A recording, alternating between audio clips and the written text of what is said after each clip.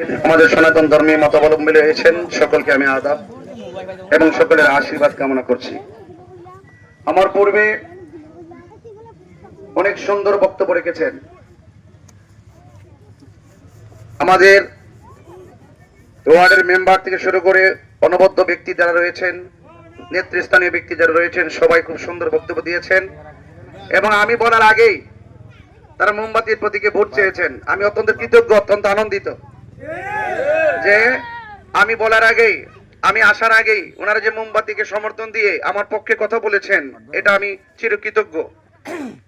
আমি আসন্ন ত্রয়োদশ জাতীয় সংসদ নির্বাচনে হবিগঞ্জ ৪ চুনারঘাট মাধবপুর আসন থেকে সুন্নি জোট সমর্থিত বাংলাদেশ ইসলামী ফ্রন্ট মনোনীত মোমবাতি প্রতীকে নির্বাচন করছি। প্রচার প্রচারণার অংশ হিসেবে সকাল থেকে এই পর্যন্ত অনেকগুলো প্রোগ্রাম শেষ করে এই মুহূর্তে এটি গুরুত্বপূর্ণ জায়গা পার্কুল চা বাগান।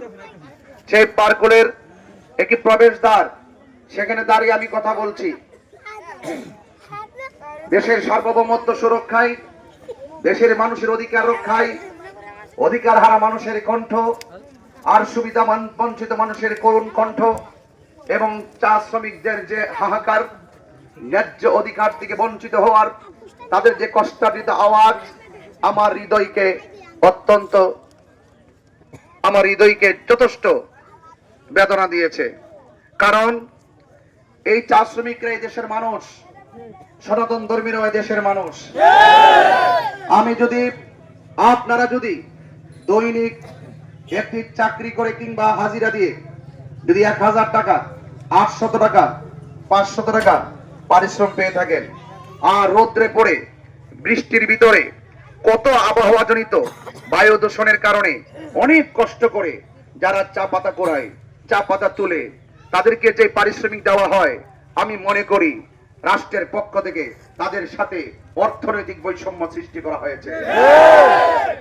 আমি দেখেছি আজ থেকে প্রায় ৫৫ বছর অতিবাহিত হলো, যখনই যারাই নির্বাচনে এসে আপনাদেরকে বড় বড় আশ্বাস দেয়, আমি এটা করে দিব, আমি ওটা করে দিব, আমি এই করব সেই করব, অনেক কথাই তো বলে। আপনারা শোনেন না এই কথাগুলো? কিন্তু যখন পাস করে ফেলে তখন আর চা শ্রমিকদের কথা মনে থাকে না। আর মনে থাকবো কিভাবে?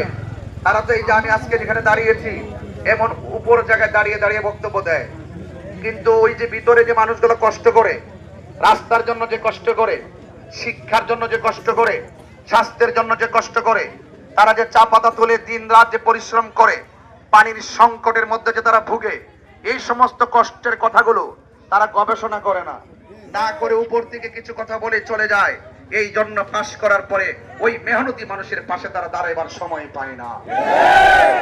এই জন্য আমি আজকে সারাদিন ৪ ঘন্টা মোটর সাইকেল দিয়ে বাগানের ভিতরে ঘুরেছি। আমি এমন দিন গিয়েছে ৮ ঘন্টা মোটর সাইকেল দিয়ে ঘুরেছি। একজন আমাকে প্রশ্ন করলো যে আপনি নির্বাচন করতে আসছেন, আপনি যেভাবে ঘুরতেছেন এইভাবে তো ঘুরলে আপনি অসুস্থ হয়ে পড়বেন। তখন আমি তাকে উত্তর দিয়েছি, আমি ইচ্ছে করলে বাগানের মানুষগুলোকে গাড়ি দিয়ে ভরে আমি একটি গুরুত্বপূর্ণ জায়গায় মাঠে নিয়ে বক্তব্য দিতে পারতাম। আমি একটি মাত্র কারণে এই মোটর সাইকেল দিয়ে রাস্তা অতিক্রম করে তাদের বাড়ি বাড়ি যাচ্ছি, তাদের কষ্ট দেখার জন্য। রাজনীতি তাদের জন্য যারা মানবতার জন্য কথা বলে, রাজনীতি তাদের জন্য যারা মেহনতি মানুষের পক্ষে কথা বলে, রাজনীতি তাদের জন্য যারা মানুষের কষ্ট ক্লেশ দূর করে মেহনতি মানুষের পাশে থেকে মেহনতি মানুষের মুখে হাসি ফোটায়। এই জন্য আমি মানবতার রাজনীতি করতে এসেছি। আমি আপনাকে ভুয়া কিংবা মিথ্যা আশ্বাস দিব না, মিথ্যা আশ্বাস দিয়ে আপনাকে প্রতারিত করব না। কারণ বিগত দিন থেকে এই পর্যন্ত যতগুলো মানুষ নির্বাচিত হয়েছেন তারা বারবার চা শ্রমিকদেরকে আশ্বাস দিয়েছেন। আশ্বাস দেওয়া মানুষগুলোর কাছে বারবার চা শ্রমিকরা বিশ্বাস হারিয়েছে।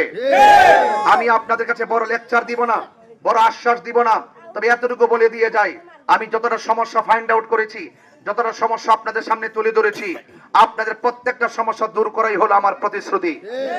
এবং আপনাদের সংকট, আপনাদের দুর্যোগ, আপনাদের ন্যায্য পাওনা যা কিছু আছে সেইগুলো রাষ্ট্রের পক্ষ থেকে যদি মহান মনিব আমাকে কবুল করে, অপার কৃপা হলে আমি যদি আপনাদের প্রতিনিধিত্ব করার সুযোগ পাই, আমার কাছে আপনারা চাইতে হবে না। আমি আপনাদের সকল সমস্যাগুলো নোট করেছি।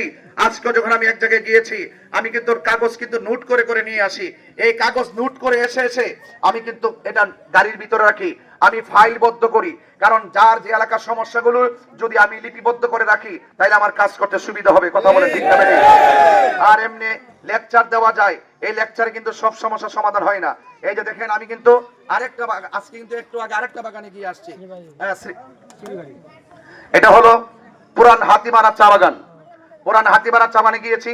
তারা শিব মন্দির, দুর্গা মন্দির, কৃষ্ণ মন্দির, সুতাপাড়া থেকে হাসপাতাল থেকে হাতিমারা রাস্তা পর্যন্ত তারা আমার কাছে আবেদন করেছেন। এইভাবে আমি প্রত্যেকটা ফাইন্ড আউট করে করে আমি ফাইলে রাখতেছি। কেন রাখতেছি? আমি দেখিয়ে দিতে চাই, মানুষের পক্ষে কথা বলে মানুষের উন্নয়নে কাজ করতে গেলে টাকার চাইতে বড় একটা মনের প্রয়োজন হয়। আপনার যদি মন না থাকে, আপনার যদি মানুষের প্রতি দরদ না থাকে, আপনার যদি মানুষের প্রতি ভালোবাসা না থাকে, তাহলে আপনি অনেক সময় দেখবেন, আপনি যত ক্ষমতায় যান না কেন, আপনি যতই দায়িত্ব পান না কেন, আপনার সুন্দর মন না থাকলে আপনি মানুষের পাশে দাঁড়াতে পারবেন না। এই জন্য আমি আপনাদেরকে দাঁড়িয়ে ভাষায় বলতে চাই, আপনাদের দায়িত্বশীল লোক এখানে আমার দাদা আছেন, খুব মহব্বতের মানুষ, এবং আমাদের মেম্বারও আছেন, আমার এক বোন আছেন, এবং আরো অনেক দিদিরা মাসিরা দাঁড়িয়ে দাঁড়িয়ে আমার কথা কিন্তু শুনছেন। অনেক দাদা ভাইরা আসছেন। আমি সকলকে বলছি, এখানে ম্যাক্সিমাম সনাতন ধর্মের অনেকগুলো লোক কিন্তু কথা শুনছেন। আপনারা জানেন, আমি বারবার বলেছি, হিন্দু মন্দিরে যাবে, বৌদ্ধ পেগোডায় যাবে, খ্রিস্টান গির্জায় যাবে, মুসলমান মসজিদে যাবে, যার যার ধর্ম পালন করবে, কেউ কাউকে বাধা দিবে না।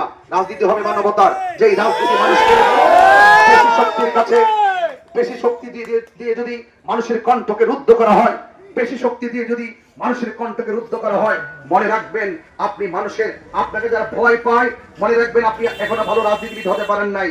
রাজনীতিবিদ হলো তারা যাদেরকে ভয় না পেয়ে মনের কথা ওপেন খুলে বলবে, পাশে চেয়ারে বসবে, একসাথে পানিতে বসে খাবে, একসাথে পানিতে বসে খাবে, যেই কোন মুহূর্তে ঘরে গিয়ে দুঃখের কথা বলবে, আপনার সুখ দুঃখ আপনার বাড়ির পাশে আসবে। এটাই হলো রাজনীতিবিদের চরিত্র হওয়া উচিত। কথা বলে আপনি আপনার প্রচার করেন। আমি এখানে এসে শুনেছি, আমাদের অন্যান্য আমার প্রতিপক্ষ যারা আছেন, তারা অনেক সময় আমাদের প্রচারণায় বাধা সৃষ্টি করছে। অনেক সময় আপনাদেরকে জিম্মি করে রাখা হয়েছে, আপনাদের কণ্ঠকে বারবার রুদ্ধ করা হয়েছে, আপনার কণ্ঠকে স্তব্ধ করা হয়েছে, আপনাকে সবসময় তাদের গোলাম বানানোর চেষ্টা করা হয়েছে, আপনাদেরকে সবসময় তাদের দাসত্ব করে বানানোর চেষ্টা করা হয়েছে। আমি পরিষ্কার ভাষায় বলতে চাই, আপনারা ভয় পাবেন না। আমরা গোলামীর জিঞ্জির ভেঙে দিয়ে আজাদ হয়ে, আমরা দাসত্বের শৃঙ্খল ভেঙে দিয়ে, আমরা কি শান্তির নিকেতন বানিয়ে এই দেশের অধিকার হারা মানুষগুলো একসঙ্গে কণ্ঠ দিয়ে একসাথে বলবো, তুমি বাংলাদেশি, আমিও বাংলাদেশি।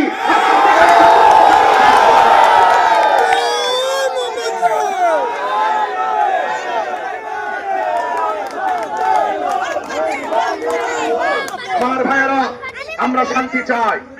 দিদিমারা শান্তি চান না? আপনারা শান্তি চান না?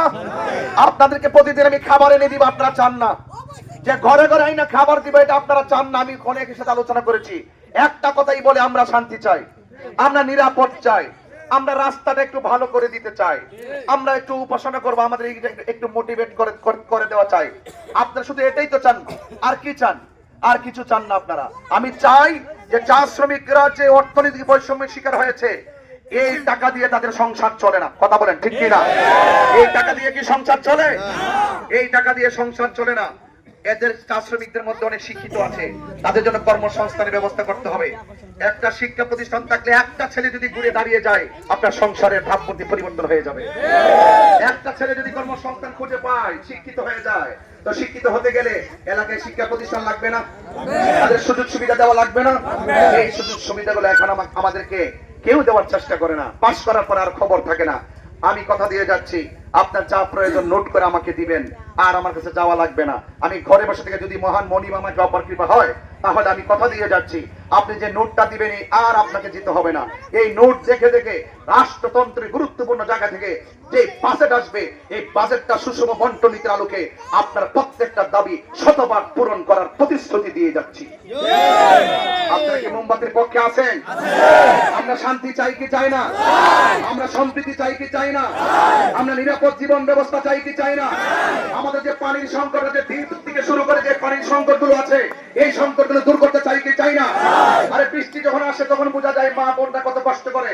মা চাচিদের কথা, মা মাসিদের কথা, কেউ দিদিদের কথা, তারা কেউ আর কিন্তু খেয়াল করে না। যারা যে চা পাতা তুলে তাদেরকে জিজ্ঞেস করেন বৃষ্টি যখন আসে তখন কেমন লাগে, একটা রেইনকোটের কথা মনে হয়। এই রেইনকোটের কথা তারা কেউ চিন্তা করে না। আমি কথা দিয়ে যাচ্ছি আপনাদের প্রত্যেকের যে চাহিদা আছে, মা বোনদের রেইনকোট থেকে শুরু করে বুট সহকারে আমি প্রত্যেকটা জিনিস অত্যন্ত দৃঢ়তার সাথে আপনার হাতে তুলে দেব ইনশাআল্লাহ। সবাই আমার জন্য দোয়া করবেন, আমি আপনাদের জন্য আশীর্বাদ করলাম, আমার জন্য আশীর্বাদ করবেন। সবাই ভালো থাকবেন। সকল ব্যবসায়ীদের অনেক ব্যবসায় বিঘ্ন ঘটিয়েছি, এই জন্য আপনারা ক্ষমা সুন্দর দৃষ্টিতে দেখবেন।